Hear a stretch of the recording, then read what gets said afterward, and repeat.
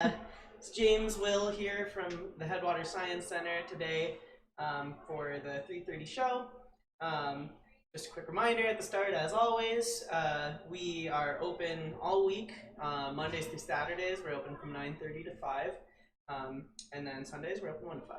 So please come on in if you have any questions or just want to come and hang out, meet some animals, do some fun stuff, then come on through. So today what we're going to be talking about, continuing with the dino theme that we had going all this week so far, is the end of the Dinosaur Age. So dinosaurs existed for tens of millions of years, but finally at the end of that epoch, or that age, they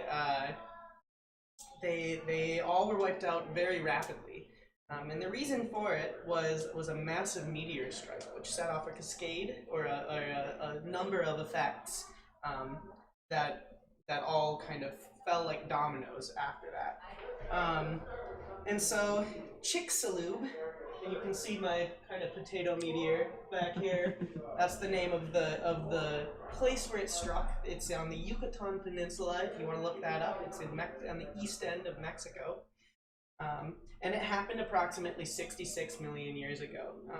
And it marks the boundary between what we call the Cretaceous period, which was the third age in the Mesozoic period, and that transitions into the Paleogene period, which dominates for a long time until modern day, when some people say the Anthropocene era, which is the human era, because we've had major effects on the world. But we're going to be talking about this. So, what happened after this massive meteor struck into the Yucatan Peninsula all those years ago? Well, suddenly, over the course of just a few thousand years, 3/4 of life on Earth died. They disappeared. Basically all four-legged animals, tetrapods is the word for that, disappeared, every single one except for a very few specific ones, and ones that you'll recognize today, which is cool.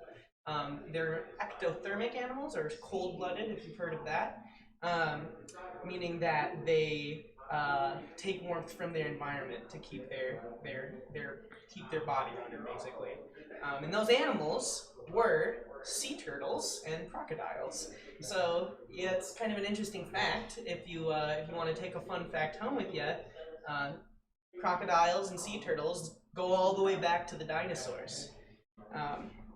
And so here's a few questions that might have been popping into your mind as I was telling you just these facts. How do we know that such a huge meteor crashed into the Yucatan Peninsula all those years ago? How is it that the result of that crash was such a massive extinction?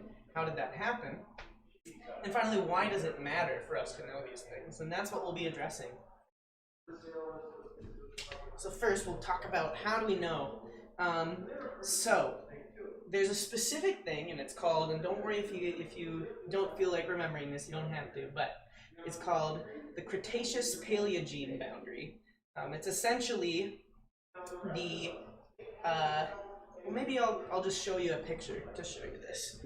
So, is that visible?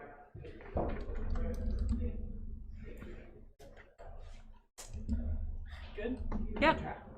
So, this photo shows a side cut of Earth, a layer by layer. So you're basically looking into a slice of Earth. If you picked up a slice of the ground out of the ground, this is what you would see. And you'll notice that there are these different layers. And what that is as the Earth ages, different layers of sediment or dirt and dead animals and minerals and plants and all of that stuff. It's when that stuff builds up. And so what you can do is that gives you a record of what stages the Earth has gone through. And so what we found here in this specific picture, I can't remember exactly where it is, where it was found, but you could find a picture like this in the soil record all over the world. This is all over the world. And what is this? So I'll show you. See, where this finger is pointing right here, and that's a line of iridium-containing rock. And so what that means is iridium is a specific type of element. It's kind of a brittle silver metal. Maybe think of like a broken magnet or something, if you wanted to think about what it might be kind of like. And iridium is much more common in meteors and meteorites than it is on the Earth's surface. And so what that means is, since we can find this light-colored layer that this guy's pointing to, or gal, here, and since we can see that all over the Earth, we know that when that meteor struck, through its iridium, that metal I was talking about, all over the world, everywhere. And that explains how just that single impact in one place could have had such a massive effect on everything.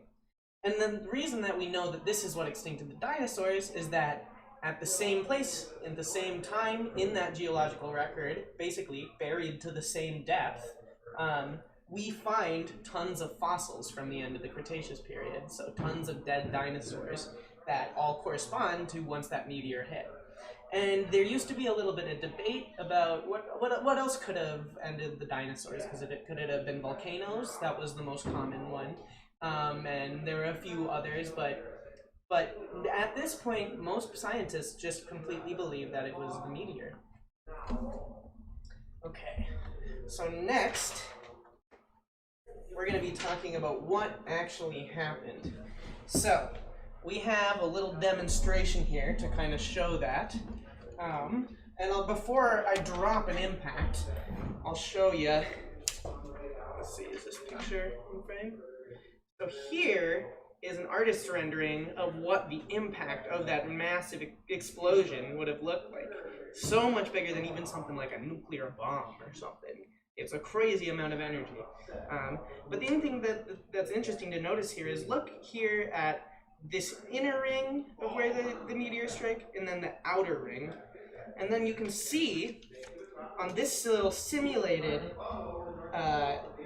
asteroids hit here, you can actually see there should be the inner ring with that kind of iron filings there, and then the outer ring, and then you have this sort of white stuff right here that I'm showing with the black light, and that is just like that ring on this picture. So that's boring just to look at where something hit. Let's actually watch something hit. So I'm gonna try to shine the black light on there and hold this ball up real far. And now the Chicxulub meteor is coming to end dinosaur life. Maybe not so exciting, but still, it makes an interesting model. So I'll pull out the meteor here, and in real life that meteor would have completely crushed into the Earth, but we can kind of just imagine that's what happened. But you can see here how that formed, that when it crashed in, it pushed down on all of that dirt, and then in response it bumped into the stuff above it and knocked it out and made this sort of ring here. And that's exactly what happened, but on a much, much larger scale all those years ago. And so, yeah? Are we good? Nice. Just a little technical issue, no problem. What happens because of that? So all of those rocks and all of there's crystals, it's called gypsum, kind of shiny crystalline rock that gets completely vaporized, turned into gas, and launched into the atmosphere. And that makes it so all the sun coming in gets reflected off of all the clouds and all of the particles and stuff in the air, and then the Earth starts to cool. As the Earth starts to cool, what happens is phytoplankton, which are like little plants, little microscopic, tiny little plants that live in the ocean, and they turn carbon dioxide, which you've probably heard of, and sun, and water into food. And so the important thing to think about in that is CO2, that carbon dioxide, the gas maybe in like soda pop or something. That's the important part of this equation, because as these plants start dying off with the cooler weather, there's less and less of them to eat all of that CO2 and turn it into food. So CO2 starts to build up in the atmosphere, and then following from that, and this is something that we can go into depth if you would ever like to come in and ask a question. I would love to explain equilibrium processes to you, but for now, just understand that the presence of carbon dioxide in the atmosphere causes the ocean to create acid and become more acidic. As the ocean becomes more acidic, it's harder and harder for animal and plant life to survive. All of it dies, and then it rebounds back the other direction, and it becomes a very basic ocean, like lye or bleach, if you've ever heard that's basic. Of course, not to that level, but similar. And all of this cascades out and affects the whole biosphere until, like I said at the start, 3/4 of life on the Earth disappears, and the Earth enters sort of a down period. But there's more to it than that. So finally, we'll talk about why it matters. So it might sound sort of like a great tragedy, and in a way it is, when all of that life passes away all those years ago. But an interesting perspective, I think, is to think about the silver lining of it. Had that meteor not hit us and not taken out the dinosaurs and all those large animals, mammals never would have evolved. What happened was the death of all of those large-scale animals allowed for new animals to evolve and take their places, and that happened very, very quickly. They call it rapid speciation is the term for it. And so all of these old ecological niches, all these old places where you could get food and survive as an animal, are all open now. And so all sorts of new stuff can evolve to take its place. And so, for example, all of the dinosaurs are gone, and for example, like if we don't have a stegosaurus to eat the plant life, well, now we instead might have a rhino or like an ox or something that takes its place. So the old has to go, unfortunately, for the new to take its place. However, that's not to say that the old is always gone. So I have another little thing here which I'd like to show.